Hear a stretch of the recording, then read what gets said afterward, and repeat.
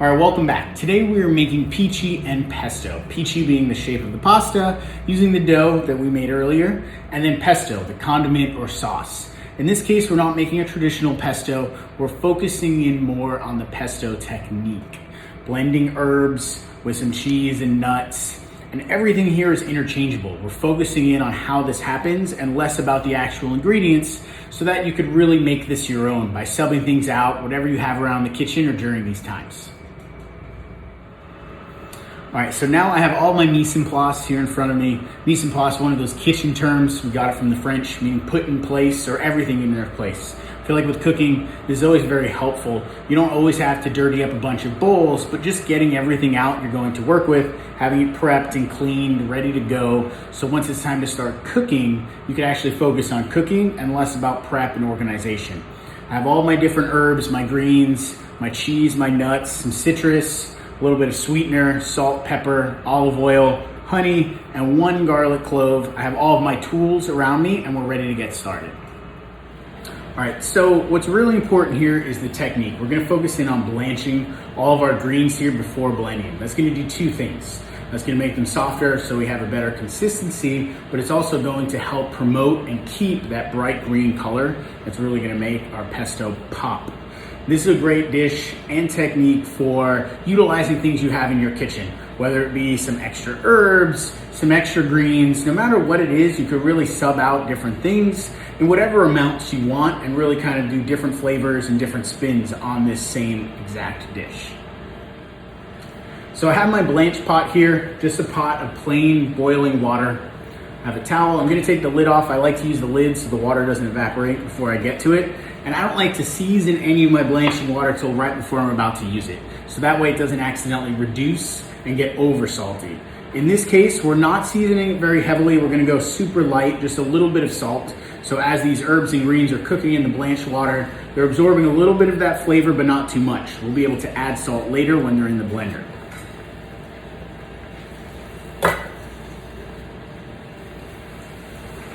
So 2 nice pinches of salt, watch for the steam. And I'm gonna start with my heartier herbs and greens here first. I have spinach and kale. That's what I'm using for this. That's gonna give it a really nice earthiness and beautiful color. And we're gonna get these down to the pot. And then using just a spatula or spoon, pushing all the greens down into it and bringing your pot quickly back up to a boil. And we'll let these go for about a minute. So while my greens are blanching, I'm gonna get my ice bath ready. I've got a container over here. You can use a bowl, a pot, whatever you have around the kitchen. I'm using a pasta basket here. You can use a strainer or actually nothing works. This just makes it a little easier. A bunch of ice and water. So essentially we're making a bath full of ice, really cold, and that's gonna stop the cooking process and set the chlorophyll inside of all those greens, and that's how we're gonna keep that bright green color. All right, so our greens in here, our kale and spinach, has been going for about a minute. You always want to check on them and move them around. They have a tendency to float up to the top of the pot, and you want to just push them down in there to make sure they're really cooking. All those fibrous parts of the vegetable are breaking down. I've removed all of the stems from the kale. Those aren't very pleasant. We don't want to eat those. And now I'm going to add all of my herbs. This is going to happen last because they're much more delicate. They're going to cook more quickly, and we don't want to overcook them. I have a bunch of cilantro with the stems picked off, some basil and some parsley. There's a little bit of stems on these, but because we're going to blanch them and blend them, I'm not too worried about making sure there are no stems at all. And this will all go in. Don't worry if it doesn't look like it's gonna fit. As soon as the greens hit that hot water, they really start to break down and start to wilt. You can actually fit more greens than you think into your pot. And by now, all of these aromas, the essential oils, should be coming up out of the pot, really filling your kitchen with deliciousness. And just stirring everything around, making sure it's getting evenly cooked and everything's blanching at the same rate. And we'll let this go for about 60 more seconds before we pull everything out and shock it into our ice bath. So for getting all of my greens out of the pot, you can dump them into a colander, strain off all of that water. In this case, I'm going to use what we call a spider.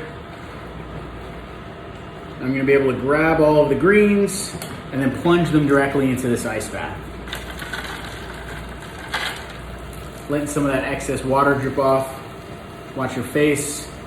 Get a little sauna steam treatment going on here. Last bit of the greens. I'm gonna turn this off. And then I'm not gonna walk away from this right away. I'm gonna make sure to move everything around in here so that way there's no hot pockets of hot water. Everything's cooling down as quickly as possible. The quicker that we can get these vegetables from hot to cold, the better our final color is actually gonna end up being. We wanna set all of that chlorophyll and really shock the color into this nice, bright, beautiful green. All right, our greens are totally cold now. We don't wanna leave them sitting into this ice bath or they're gonna start absorbing all of that water. So what we wanna do is pull them out, and this is where the pasta basket really comes in handy because you're able to drain off all that excess water. You can use a colander. Same thing, in this water we do wanna reserve a little bit of it because it's gonna help blend and emulsify our pesto together. I'm gonna take all these greens and transfer them to another bowl, and that way I'll be able to wring them out. If we have too much water here, we're gonna end up with a soup and less of a pesto. As you can see, all of this excess water that's still in there. And a little bit of water is okay. You don't have to worry about getting it all out. But we wanna get some of it out. I'm gonna reserve this water.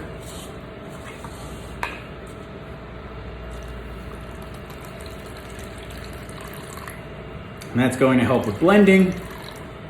And then I have my greens. All right, so I'm making this pesto in a blender. I like my blender. It's very powerful. It has a ton of different speeds and settings, and I know it's gonna be able to handle all of these greens. If you don't have a blender or you don't love your blender, a food processor will work just as well. And we're just gonna get everything loaded up into there. I always like to start with my garlic. We're using a little bit of raw garlic, and I always like to give my blender a head start by microplaning my garlic into here to make sure I don't have any chunks or any large pieces of garlic that you might accidentally bite down on, because that's not pleasant. So garlic, first thing down into the blender, and then some citrus zest. I'm using lemon and lime in this case. You can use orange, you can use grapefruit, whatever you have around. It's just gonna add a little bit of acidity. One of the things we're not going to do until we're ready to use this is add the juice of any citrus. We don't want any acid in here. What it's actually going to do is discolor and make our puree turn brown. We don't want that. We just spent all this time blanching the vegetables to keep them nice and bright and green. We'll wait until just before we're about to serve and eat to add any more acid.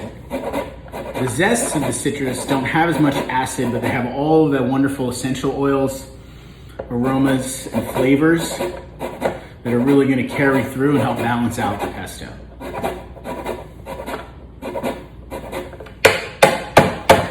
Don't forget to get the backside, everybody in there, good to go. And now I'm gonna start with nuts. I'm using pine nuts here. If you're not into nuts, you could use seeds of any kind. Pumpkin seeds actually work really well. Cashews are a great alternative. Anything, hemp seeds, flax seeds. What it's actually doing is help thicken and kind of give some body to this, and that way it helps everything emulsify. And I like to start with the nuts down on the bottom, as well as the cheese. Cheese is another one of those things you could leave out altogether if you want to keep this vegan and dairy free. But I like that little bit of creaminess and tanginess that the cheese adds. And you can put any cheese. It can be a soft cheese, a hard cheese. If it is a hard cheese, be sure to grate it first. But really make this your own. All right, we have everything in the blender except our greens. This is a great recipe because you get to sub everything out and really make it your own and have fun with it. I have my big chunk of greens here. I'm gonna break these up as I'm putting them in just to kind of help my blender out. Nothing gets stuck up down on the bottom. Same thing with the food processor. Just kind of giving everybody a head start, and it's not all squeezed together from when we're wringing out that excess water. And then I'm gonna season this up. I'm gonna use the black pepper here. And I always like to start with a little bit of seasoning, get it all blended together, and then add more as needed once we taste it. We're tasting throughout the entire process, so that way we're not just adding salt at the end, but we're building and layering all of these flavors. I like a little bit of honey actually in my pesto, especially if it's a bunch of alternative greens, balances out that nice kale and the spinach, and really makes the basil shine. And then I'm gonna start with a little bit of this water just to help get everything going down on the bottom. And I may need more, I may need less. It really just depends on how much you were able to wring out. And then our olive oil. Same thing here. I don't add all of my olive oil at once. I start with a little bit down on the bottom before I get blending, and then I could add more as needed. So one of the other things I really like about this blender is it has a tamper. That's what actually this is called, believe it or not. And that's gonna help press everything down into the bottom without having to add too much more liquid and without having to jam a spoon or anything down in there.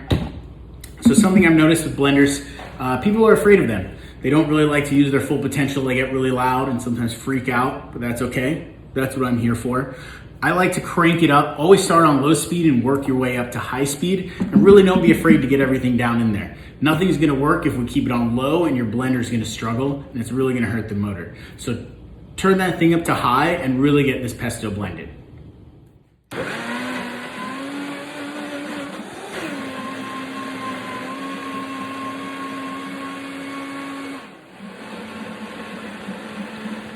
All right, that happened very fast. Everything came together. And now this is where you have another decision to make as the chef in your kitchen, is how thick do you want your pesto?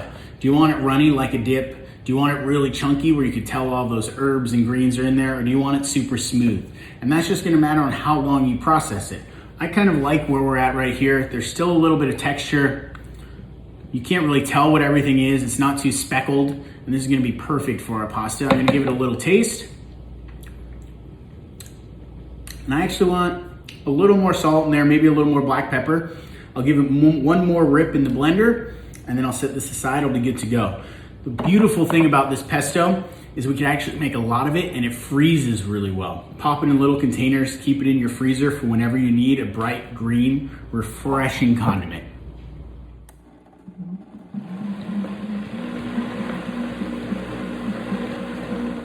All right, so we have our beautiful green pesto here, nice and smooth, and we're just gonna put it into a bowl until we're ready to use it. Make sure we get every last drop. And we'll keep this refrigerated. The colder it is, the more brighter green it'll stay. If this gets hot again, it might have a tendency to turn brown or lose that chlorophyll. So as you're blending, try not to go too crazy. So if we blend it for a really long time and it starts to heat up, we're gonna lose that bright green color. All right, we have our dough. We're making pici. Pici is a thick spaghetti, hand-rolled, traditionally from Tuscany. Tuscany, if you're not familiar with the boot of Italy, Tuscany is kind of centrally located north of Rome, south of Bologna. So it gets influences from all over Italy. And pici is great because it's super versatile. It's great for sauces like pestos, something light and delicate. It's also great for something hearty and heavy like a meat ragu. So you can really make this and be able to use it in an endless number of possibilities. All right, so now we're gonna get started with the rolling. I always like to keep my dough covered when I'm working with it and just pulling out the little bits that I need so that way it doesn't start to dry out on me. I'm gonna cut off a segment here. And we're not gonna use a pasta roller or anything like that. It's all done by hand, and I'll keep this rolled up on the side. So now I have this piece here, and I'm gonna cut this into smaller strips, kind of give me a head start on things. And ideally, we're keeping everything consistent, but one of the beautiful things about pasta is when it's handmade like this, it is kind of rugged, it is a little rustic, and you can't really go wrong. No one's gonna correct you on this. So taking one of my pieces, and then using the middle parts of my hands here, the tips in your fingers where these pads are, or sometimes have little ups and downs to it, where this part of your hand right here is completely flat. So that's gonna work best when rolling. So we're really just gonna roll this out, working from the center and pushing the dough out to the edges. If you find that your dough is just sliding on the tabletop, you could give a little spritz of water. Be sure to spray the air, or you can just wet your hands. You're not soaking your hands, so get all that extra water off, but that little bit of water is just gonna help create a little surface tension and stickage as we're rolling out our pici. And we can make these as big as we want. Usually they're about at least 12 inches, but I've seen them all the way up to twice that. And then the thinness we're going for here is about 1/8 of an inch. It's a thick spaghetti. It's going to puff up a little bit in the water. And I actually like to roll one long one, kind of working my way down. And then I have one really long noodle here. And I'm gonna take my cutter, split it in half, and now I have 2 Picis. Now for storage. As I'm rolling through these and getting to the next in my dough, I have a tray. I always like to line my trays with parchment, dust it with a little bit of semolina flour. That's the same flour that we use to make the pasta. And that's gonna help coat everything so nothing sticks together. We're just gonna roll these around on here, and that little bit of residual moisture, the Pici is gonna pick up, and we can keep and start a nice little pile down by the end. So rolling here, using the flat part of our hands, not our bumpy fingertips, and just working the dough back and forth, not putting too much pressure, just pressing down from the weight of our hands, and sliding this Pici all the way across the board.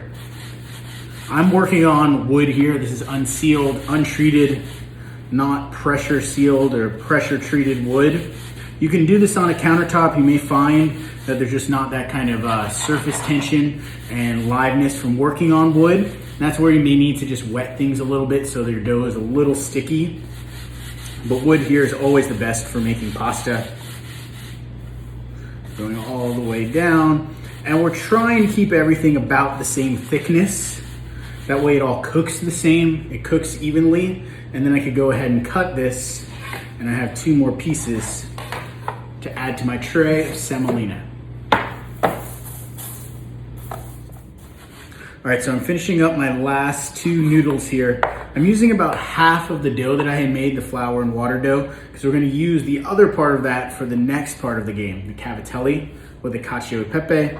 But for this, one of my favorite things about Pici is that you don't really need a lot. They're quite deceptive.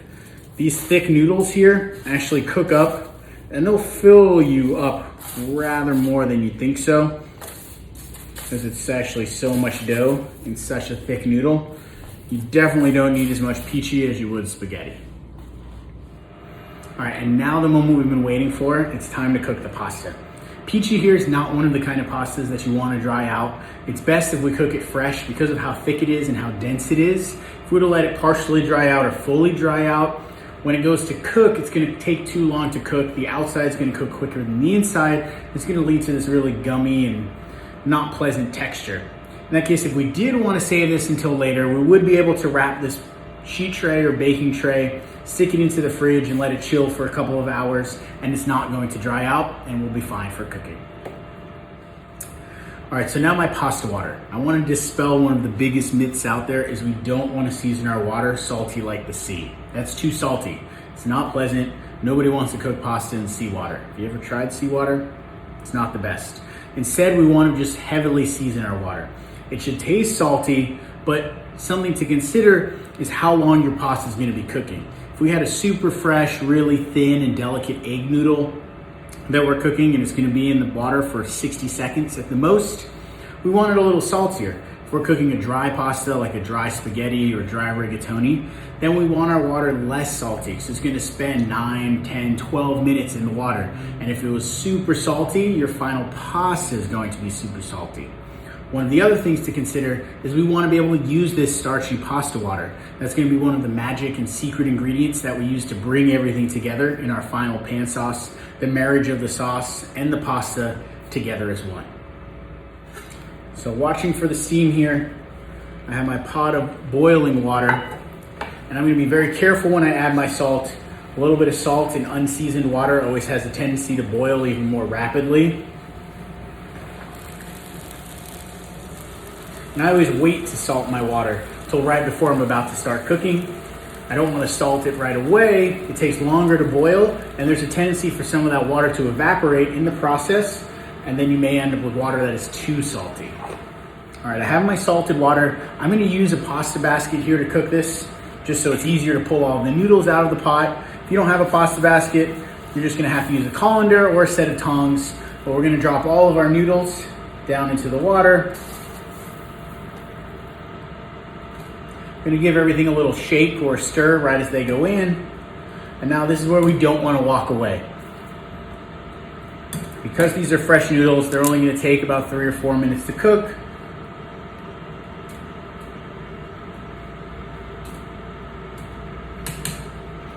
And this semolina tray, you can reuse this for other pastas.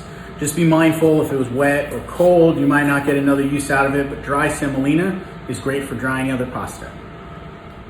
So with our noodles here, one of the ways to check if they're done, especially with flour and water noodles, is to take a piece of the end, careful they're hot, and to kind of either bite it off or cut it off and look into the center of the pasta. If you see a little white ring around an outer ring, that's how you know it's not done yet. But if everything is all the same color throughout, that means your pasta's ready. So something else to look for when you're trying to tell if your pasta's ready is to taste it. This is your best tool in the kitchen, is your mouth and going off of your senses. Some people like a really firm al dente pasta. Some people like it a little more tender and soft. That all depends on just how long you cook it. There's not really a right or wrong answer. At the end of the day, this is your kitchen. So I'm happy with the cook here on my pasta. I'm gonna drain it off, but I want that extra liquid into my pan here. And this pan is where we're gonna marry together the sauce and the noodles, our pesto from earlier, together as one. So I have my noodles here in my pot. I'm gonna add a little bit of this starchy cooking water. I use the pasta basket. You can use a ladle. We're gonna get this back onto the heat and continue to emulsify the pasta and the water together as one. So something we wanna be mindful here is in every case scenario, we wanna cook the noodles about 80 or 90% in the water and the last 10 or 20% in the pan. That's gonna do two things. All those starches from the pasta are gonna leach out into our pan sauce, and it's going to make the pasta come together as one, a happy marriage of the two. I haven't added any of my pesto yet because I want to kind of give that pan sauce a chance to start emulsifying.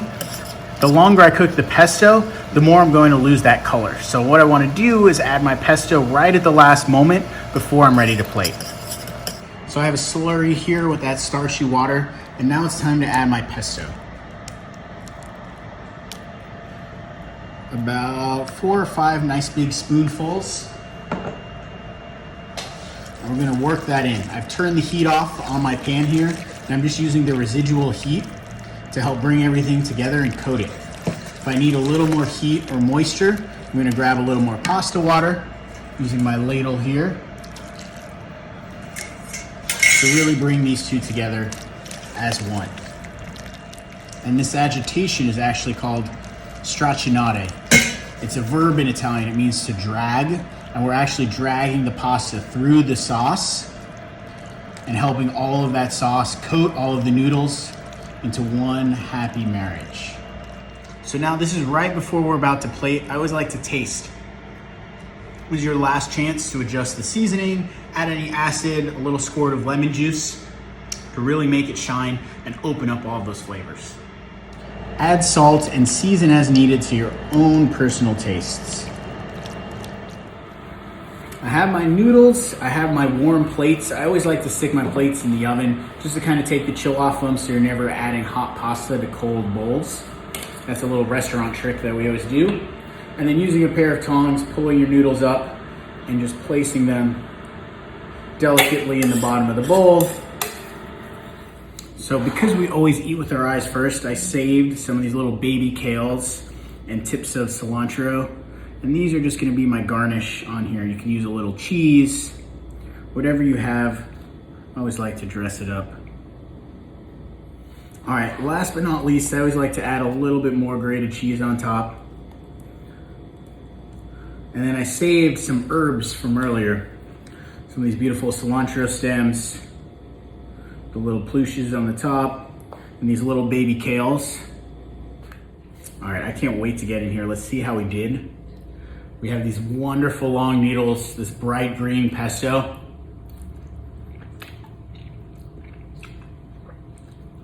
Nice texture on the noodles. Just a little bit of chew because we use the semolina flour. The kale, because it's blanched, has this nice earthiness and roundness to everything. Big pop of herbaceous flavor coming from that cilantro and the basil. Those pine nuts and the cheese really round everything out, make it nice and creamy without adding any butter to the sauce. Perfect bowl of pasta. I eat this any day. And there you have it, Pici and pesto for two, ready to go.